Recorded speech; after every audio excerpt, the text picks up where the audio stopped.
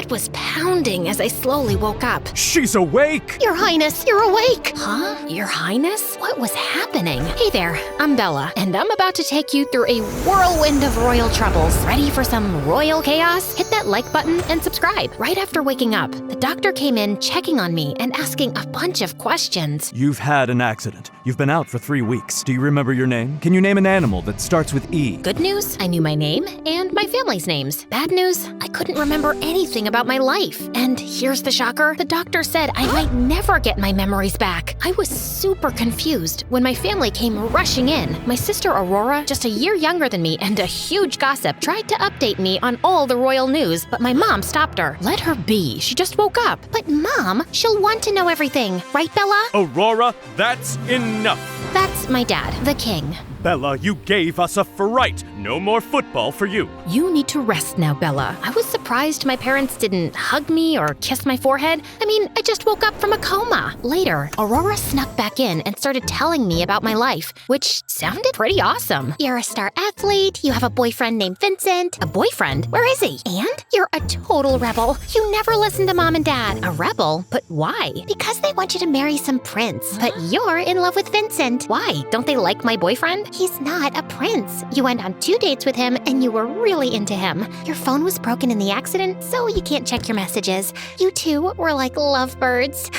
Cool. Is he rich? Yeah, a lot. His dad is a big businessman, but Mom and Dad want a prince for you. To be honest, they're pretty happy you got amnesia. They hope you'll stop biting them. Thanks for the heads up, love. I owe you. As I tried to pick up the pieces of my life over the weeks, my only friend was Aurora, who kept telling me little bits of my life before amnesia. One day, Mom and Dad insisted that we do a press release. Ugh, do we have to? The future queen should certainly do that. It certainly is not in that outfit. Here, dressed like a princess. Hey, I never got a press conference after I broke my leg last year. Aurora, please be quiet now. Not everything is about you. Guards, come take her outside. I was shocked how they talked to her, and she kept screaming while the guards dragged her away. Then, Mom dumped a super frilly pink outfit on me. Just 5 minutes later, Aurora sent me an SOS message. They're about to announce your wedding. As if this outfit wasn't bad enough, now they planned this? I was livid. So, during the announcement, I demanded to speak. Wonderful! Let's hear from our future queen. But they didn't expect what came next. Ever heard that chickens have impressive memories? Maybe if I were from a royal chicken lineage, I'd remember more. Dad was livid and grounded me for a week, despite my illness. Sick or not, a future queen cannot act this way. That night, I was chatting with Aurora when my parents suddenly came in, followed by 3 doctors who looked pretty intimidating, more like butchers than medical professionals. Aurora, leave, now. Why? What are you planning to do to her? Then, Mom signaled a bodyguard, and he dragged Aurora away as she shouted, "Don't listen to them!" One doctor opened his case, revealing a long, frightening needle. I screamed until everything went dark. My parents were unbelievable, but thank God I had Aurora. Over the weeks, Aurora filled me in on my life before college started. She gave me my diary too, reading that I was super anxious to see my boyfriend. A week later, I was finally ready to go back to college. It was a crazy fancy place where only kids from royal and super rich families study. As Aurora and I walked in, flanked by a mini army of security guards, I spotted him, Vincent, my boyfriend. He stood there with a bouquet of roses and gave me a warm, inviting smile. Aurora winked at me and walked away. My heart was racing. I felt like I was back in my teenage years. Vincent came over, looking at me with so much affection. Can I hug you? I couldn't help but smile and nod. As he hugged me, he said, You look beautiful, Bella. I've missed you a lot. It felt like I was seeing your face everywhere. We chatted for a while, and he was so polite and respectful. Vincent spent the day introducing me to people, helping me remember who was who from before I lost my memory. I met a few friends, which felt a bit strange, but having Vincent there made things feel more comfortable. Later on, he mentioned that he and my friends planned a party to help jog my memory. That might be too much for me. I get it. But how about you try the party, and if it feels overwhelming, we can leave and spend the rest of the night just the two of us. His idea sounded good, so I agreed. That evening, my parents said the doctors were coming again, so I was even more eager to head out to the party. Vincent texted, saying he was waiting outside, but how could I sneak past the guards in a fancy dress and heels? I grabbed my heels in one hand and my purse in the other, then quietly climbed out of the window and tumbled into the bushes. Luckily, the security wasn't too tight, so I managed to avoid them and got to Vincent's car. The party was okay, but after just an hour, I started feeling a sharp pain in my body. Vincent quickly called his driver to take me home, and he even paid him extra to keep quiet about it. As I sneaked through the garden to my room, I heard footsteps behind me and felt a bit scared. "Come out, or I'll whoop your butt." Then I accidentally bumped into someone, and without thinking, I flipped them over. "Who are you?" I'm Dylan, the gardener. I helped him up. Sorry about that. It's okay. I'll survive. He gave me a wink that made me blush. "Girl, you have a boyfriend. Stay focused. Can I ask you something? Do you know what I was like before?" Not really. I'm new in this job, but you kept to yourself. Seemed a bit snobby and arrogant. Oh, wow. Thanks for being honest. Before he could say any more, Aurora rushed over and pulled me away. "What are you doing talking to him? He's just a gardener." The next morning, my parents were really mad at me. Turns out, Dylan the gardener told on me. So, Aurora said we should keep things quiet for a while until things calmed down. One night, feeling really upset, I snuck out and climbed a tree in the garden. I just needed to think. Then I heard a voice. Why is a pretty princess like you up in a tree? "Oh, it's the snitch." I don't know what you're talking about. Can I come up? I've got something to say. Sure, why not? Dylan tried to climb up, but he wasn't very good at it. When he finally got up, he was all messy. For a cute guy, you're not very sporty. So, you think I'm cute? That's good to know. Now, what's bothering you? Honestly,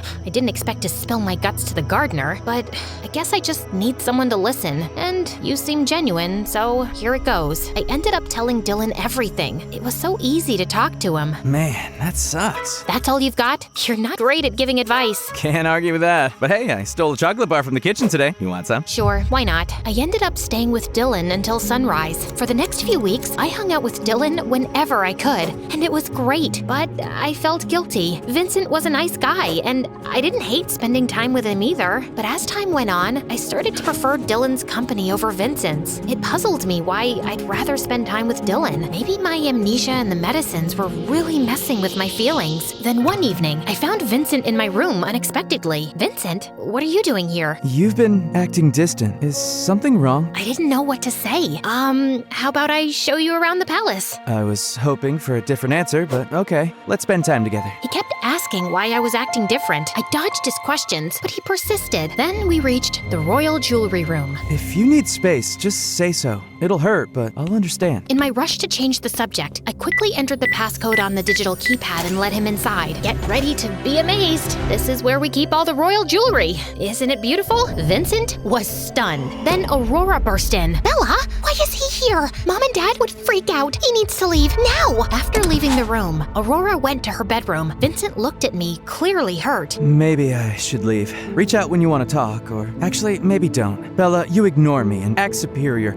The only reason people respect you is your royal status, and that's just luck, not an achievement. With that, he left, and I was shocked that he just said that. Later that night, I was jolted awake by loud yelling outside the royal jewelry room. "The family tiara, passed down for 5 generations, is gone." I froze. "Vincent? But he was with me the whole time." Then a bodyguard approached us. "We found someone on the security footage you need to see." We rushed to the security room. My heart sank as I watched the video. There was Vincent, hiding the tiara in his jacket while my back was turned to him, looking at Aurora. Not only are you seeing the guy we've said no to multiple times, but you also showed him the jewelry room? What's wrong with you? "We've been patient with you because the doctor said you needed time to adjust. But this is unacceptable." And how did he even get in? Your Highness, our check showed the cameras were off and only started recording when Bella began her tour with Vincent. Really?